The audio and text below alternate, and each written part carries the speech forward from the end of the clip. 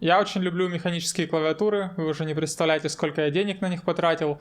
И недавно мне один из подписчиков написал, что напиши в компанию Keychron, попроси у них клавиатуру на обзор.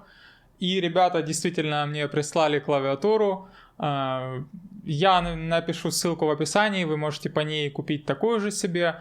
И причем мне очень понравилось, что они прислали без каких-то вообще условий мне эту клавиатуру, то есть я буду говорить, что захочу. Например, до этого у меня был недавно переговоры с компанией Western Digital, где они там тоже хотели от меня обзор на их NVMe диск, и там был совсем трэш, то есть они там сначала прислали мне текст, по которому я должен был проговорить несколько моментов о том, какие эти диски замечательные, и после этого обзор еще прислать им на утверждение, то есть это совсем дичь. То есть тут мне ничего не говорили, что я должен говорить, никаких утверждений, что совсем является какой-то глупостью. То есть буду говорить действительно все, как думаю. Это клавиатура модель K6. И давайте сначала, наверное, немножечко про саму компанию Keychron. Это вообще довольно молодая компания, она основана в 2017 году. И у нее такой есть модельный ряд из довольно неплохих клавиатур. Хоть компания и молодая, у нее даже, в принципе, по-моему, нет своего производства, то есть она все отдает, по-моему, на аутсорс, то есть она вроде как сама только разрабатывает клавиатуры, а делает ей какие-то вендоры, то есть... Но модельный ряд у нее уже довольно большой, и некоторые клавиатуры прям довольно интересные, то есть все у нее беспроводные модели, по-моему, начинаются с буквы K.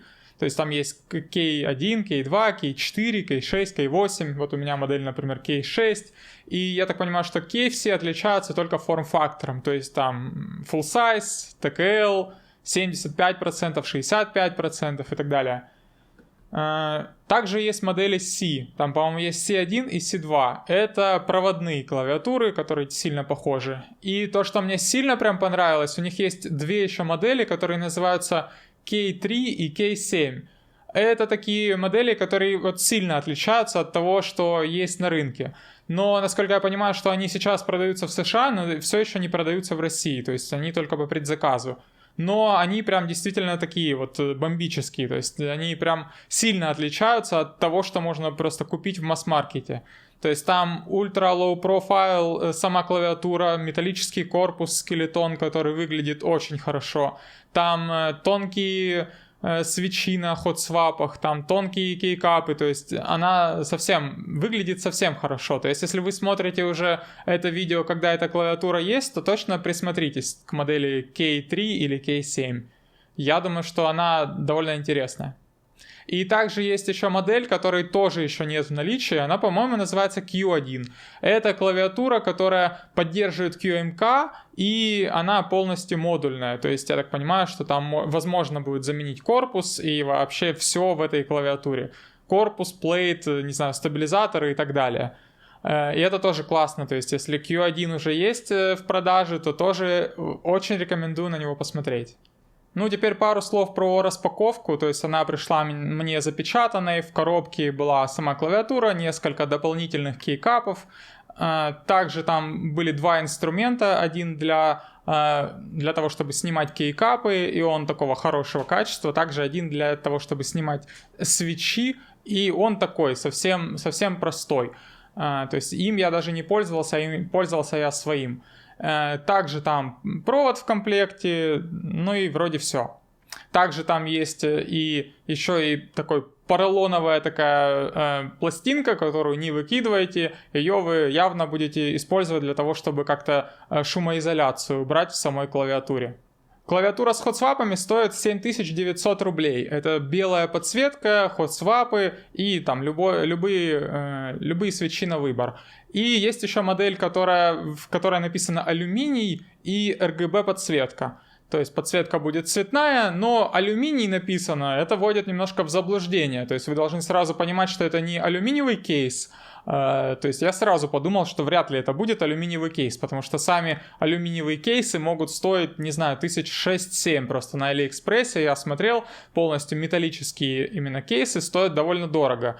И действительно на американском сайте, например, у Keychron написано, что это aluminum frame, то есть, не знаю, frame это что, типа рамка. И так оно и есть. Когда я открыл, это алюминиевая рамка вокруг клавиатуры, а не сам металлический корпус. То есть это тоже надо учитывать. Ну и первые впечатления от самой клавиатуры, то есть мне она понравилась, то есть она явно лучше, чем на картинке, то есть на всех картинках она выглядит совсем как какой-то бюджетный вариант, то есть вживую смотрится лучше. Я взял себе версию с красными линейными свечами. Они мне, кстати, понравились. Как-то синие я вообще не люблю кликающие, а коричневые мне именно от Gateron не очень нравятся. А красные мне пришли, хоть мне не нравятся красные свечи, но именно эти как-то мне понравились. Мне нравится просто, я понял, что мне нравятся легкие свечи. У красных всего 45 грамм. То есть мне это понравилось. И для того, чтобы вообще рассказывать о клавиатуре, наверное, логично ее сравнивать с каким-то конкурентом. То есть так абстрактно рассказывать про клавиатуру довольно сложно. И поэтому, наверное, я буду сравнивать с клавиатурой, которая называется GK68XS. Эта клавиатура очень сильно похожа на ту, что у меня. У меня GK64XS. Та клавиатура просто чуть-чуть больше, там дополнительных 5 клавиш, но по сути все то же самое абсолютно. Поэтому я буду сравнивать именно с ней и буду рассказывать о плюсах, минусах Keychron по сравнению вот с GK68XS. Как я уже сказал, Keychron K6 стоит 8900 рублей, при этом GK68XS стоит на Алиэкспрессе 7100 рублей, по-моему, на тот момент, когда я смотрел это, на сегодняшний день, условно говоря. И, конечно, цена такая... разница большая вроде как, но при этом надо понимать, что это все-таки AliExpress. То есть тут есть какие-то риски того, что вам может кирпич прийти, и того, что может быть какая-то проблема с самой клавиатурой, и потом непонятно, что делать. То есть когда все-таки есть такая официальная гарантия, официальный чек, это все-таки намного лучше, мне кажется, поэтому цену сравнивать даже как-то не очень корректно. То есть я бы даже, наверное, переплатил, чтобы иметь, условно говоря, официальную гарантию. Поэтому тут такой, по цене, наверное, спорный момент. Следующее это батарея, то есть так как обе клавиатуры беспроводные, то, мне кажется, батарея это прям такой очень важный фактор. И у Keychron тут батарея 4000 мАч, то есть это прям очень большой показатель. Например, я сейчас собираю клавиатуру Korna, это клавиатура из 2 половинок, и вот в каждую из половинок я планирую вставить батарейку на 110 мАч, то есть в сумме будет 120. Это вот все равно там в десятки раз меньше, чем сейчас есть у Keychron. То есть 4000 мА это прям, очень хорошо. В той же GK68XS, например, 1900 мАч. И как бы это очень хорошо, при том, что тут довольно хорошо продумана вся эта работа со сном, то есть если вы клавиатурой не пользуетесь, она сразу же засыпает, как только что-то нажали, она сразу же просыпается. Это такой довольно положительный момент, что вам нужно будет редко заряжать просто клавиатуру. То есть это здорово. Я несколько дней ей пользуюсь, у меня как бы высадить ее не получилось до сих пор. Кстати, у обоих клавиатур Bluetooth версии 5.1 и обе клавиатуры Type-C. Так что тут отличий нет, но по батарее все-таки большой такой выигрыш, большое преимущество у Keychron. А теперь про кейкапы. Они тут довольно странные. То есть они не плохие, не хорошие, но они просто какие-то странные. Я первый раз вижу такие кейкапы, которые не гладкие. То есть рука по ним не скользит, а как бы цепляется за них. То есть это такое какое-то то ли прорезиненная пластмасса, то ли soft-touch. Что-то такое странное. И... это неплохо, это просто странно, то есть я таких ощущений не испытывал. Я не знаю, как можно сказать, что я хочу поменять эти кейкапы на что-то другое, наверное, нет. С другой стороны, хочу ли я такие же кейкапы на все свои другие клавиатуры? Наверное, тоже нет. При этом у GK60, при этом тут еще надо сказать, что тут ABS пластик, то есть это ABS пластик считается хуже, чем PBT, то есть говорят о том, что ABS пластик легко затирается, и после этого они будут такие, как стертые, глянцевые. У PBT пластика такого нет. При этом PBT пластик может быть тоже разного качества. То есть, когда я покупал GK64, я буквально сразу же поменял кейкапы стандартные, которые были у GK64, потому что там они, во-первых, профиля XD, что мне сильно не нравится, тут профиль OEM, а еще больше мне нравится профиль SA, это который самые высокие. И также они очень тонкие у GK64, у GK68. Ну, то есть это сразу чувствуется, что кейкапы мне не понравились просто сразу. И я их поменял тут просто сразу же на нормальные кейкапы. То есть, если сравнивать именно стандартные кейкапы у клавиатур, все-таки, наверное, эти мне нравятся больше, потому что эти хотя бы поменять не хочется. Еще они сделаны просто довольно изящно, то есть все вот эти надписи сделаны очень тонко и очень аккуратно. То есть у меня даже на этих кейкапах, если близко смотреть, то видно, что шрифт такой размытый, самой буковки нарисован. Тут же все очень четко, очень аккуратно. Так что именно кейкапы, наверное, здесь тоже лучше. Теперь по корпусу. Корпуса, как мне кажется, все-таки одинаковые и там, и там. Хоть тут и есть эта рамка по бокам, но рамка ни на что не влияет. То есть корпуса все-таки, корпус, наверное, может быть либо пластиковый, либо какой-нибудь металлический. И тут он, все-таки пластиковый. То есть обычно металлические корпуса люди берут для того, чтобы у тебя звук в клавиатуре был немножко другой, более глухой, более приятный. То есть у меня, например, есть две клавиатуры, в которых абсолютно одинаковые кейкапы, абсолютно одинаковые свечи. Но у меня в Айрисе, например, металлический корпус, а в Корне он акриловый. И это совсем вот разные вещи. То есть в акриловом корпусе все ужасно. То есть поэтому металлические корпуса так сильно ценятся. Но тут надо признать, что он все-таки не металлический. Это все-таки просто фрейм. И звук тут такой, как из металлического корпуса. При этом сразу же из коробки клавиатура довольно гулкая. То есть, когда ты нажимаешь на кнопки, ты как будто звук как из ведра из какого-то. Такой эхо какое-то есть. То есть, надо сразу же прокладывать шумоизоляцию. Это мне не понравилось. И также корпус, он какой-то не очень стандартный. То есть, у него выход кабеля с левой стороны. То есть это как-то немножко странно. Я понимаю, что они сделали это с инженерной точки зрения, потому что тут есть еще и кнопки. Но это все равно, то есть не сказать, что это влияет на удобство, но это как-то, не знаю, странно. Меня жизнь не готовила к тому, что что кабель у клавиатуры может быть с левой стороны. Кроме того, у клавиатуры GK64 или GK68 можно корпус просто поменять. То есть вы можете на Алиэкспрессе купить, не знаю, металлический корпус или полностью акриловый, который полностью прозрачный, у вас клавиатура будет безумно светиться. Тут такой опции нет. Корпус совсем не стандартный, и вы его ни на что другое не поменяете. Поэтому по корпусу, минус. И GK68 явно выигрывает. Хотя, наверное, если вы не собираетесь как-то модить свою клавиатуру и париться насчет того, что вы будете менять корпус, то, наверное, вам это не важно. Теперь про вообще удобство использования и про переназначение клавиш. То есть, когда вы покупаете клавиатуру, вы можете использовать ее, например, с Mac'ом и с Windows. А у Mac'а и у Windows разное расположение кнопок. То есть, у Mac'а Command здесь, а у Windows, собственно, эта же кнопка, которая Win, она здесь. И вам нужно как-то менять расположение этих кнопок.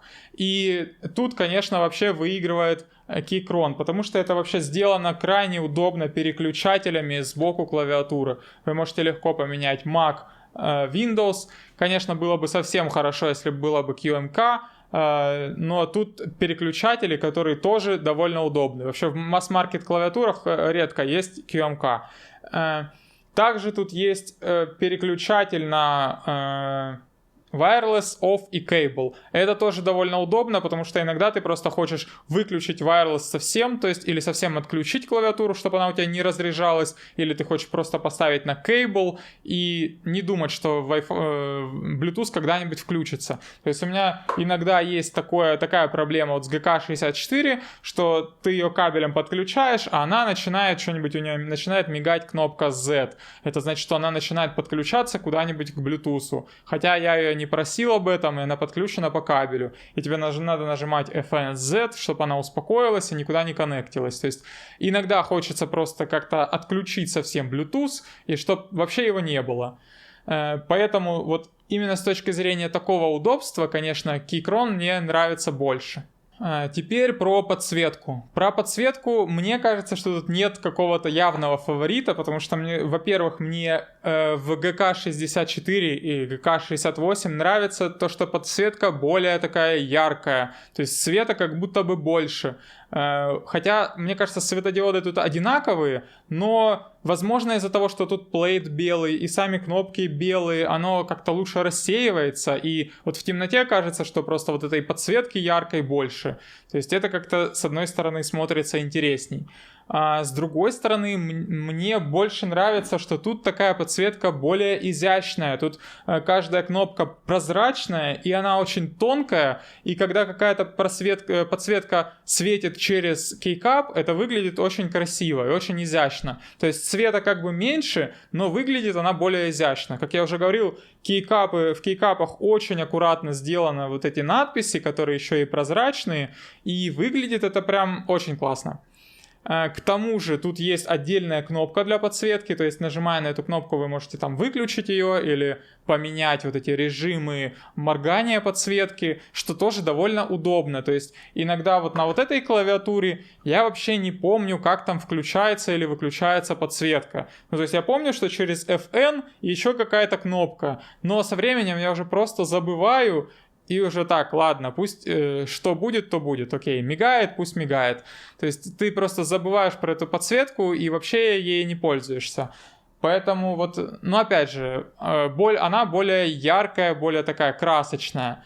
Не знаю, кто тут побеждает. То есть и там, мне кажется, подсветка, короче, нормальная. Так, ну следующий пункт это, наверное, провод. Провода у них одинаковые из комплекта, но, опять же, этот, мне кажется, вариант хуже, потому что провод сбоку. Я не знаю, вроде он не мешает, но, опять же, смотрится это как-то типа странно. Так что, наверное, это минус. Теперь про допиливание самой клавиатуры. То есть, как я уже сказал, очень желательно сделать какую-то шумоизоляцию, потому что она гулкая. И я сделал ее из того же куска поролона, который просто идет в комплекте с этой клавиатурой. То есть просто ножницами вырезаешь там необходимый кусок и прокладываешь его на дно. И это так хорошо помогло, как мне кажется. Я вам продемонстрирую чуть попозже, как это звучит. Причем потратил я на это совсем немного времени. То есть нужно просто вынуть все кейкапы, инструмент есть в комплекте, потом вынуть все свечи, они вынимаются тоже довольно просто. Я вынимал своим инструментом, но я думаю, что можно это чуть сложнее, наверное, но можно сделать это комплектным, он не настолько просто удобный. Свечи вы можете, кстати, поменять на какие угодно, тут хот-свапы. После того, как вынули свечи, там есть, по-моему, 5 или 6 болтиков, которые нужно открутить. И после этого, как открутили, нужно аккуратненько поднять саму плату, не забыв, что там все-таки она подключена к батарее, которая приклеена снизу. И после этого там довольно просто отключается коннектор батареи, вы его отключаете и дальше прокладываете шумоизоляцию. То есть можете купить какую-нибудь другую. Есть, мне кажется, более интересная та, которая приклеивается там приклеивающаяся с одной стороны. Так вы сразу ее приклеите как нужно. Возможно, это будет более аккуратно. Кстати, не нужно клеить шумоизоляцию на батарею, потому что так просто плейт не закроется. И там есть еще один выступ, на который тоже не нужно ничего приклеивать.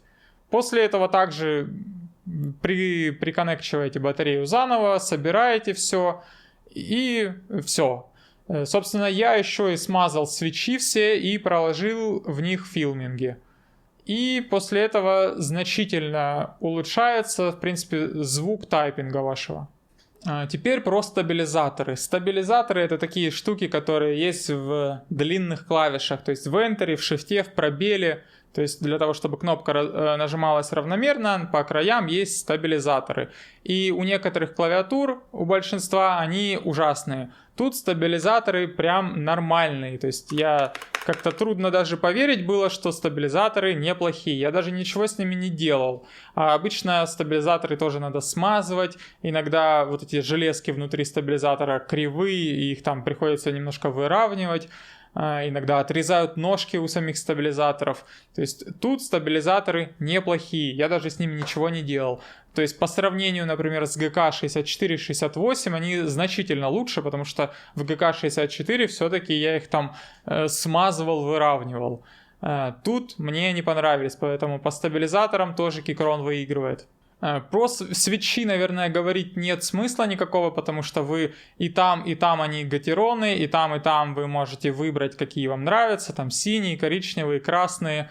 Могу сказать, что я выбрал красные, хоть линейные я не люблю, но эти, в принципе, нормальные, я их смазал, проложил филминги. И сказать честно, в линейных и таких легких свитчах не сказать, что там сильно большие были изменения. Вот, например, в Holy Panda'х или в Xialios, в коричневых свитчах, когда ты их смазываешь, изменения прям, сразу видны. Ты отличить можешь очень легко смазанные от несмазанные. А красные, они настолько легкие, настолько они плавно нажимаются, что даже изменений не сильно вот чувствуешь. Вроде по свитчам все, не могу сказать, что где-то они лучше, потому что они просто одинаковые. Ну и могу сейчас просто включить запись того, что у меня было до того, как я проложил шумоизоляцию и смазал свитчи и проложил туда филминги, и что получилось после.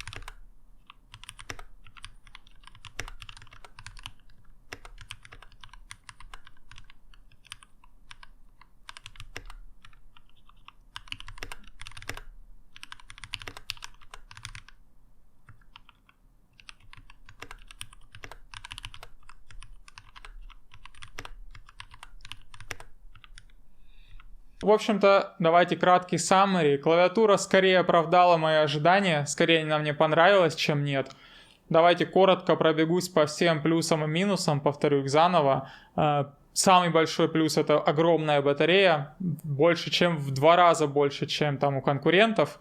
Также нормальный такой пластиковый кейс, рамка железная, которая ни на что не влияет, но кажется, что она металлическая, и с виду она такая красивая из-за этой рамки.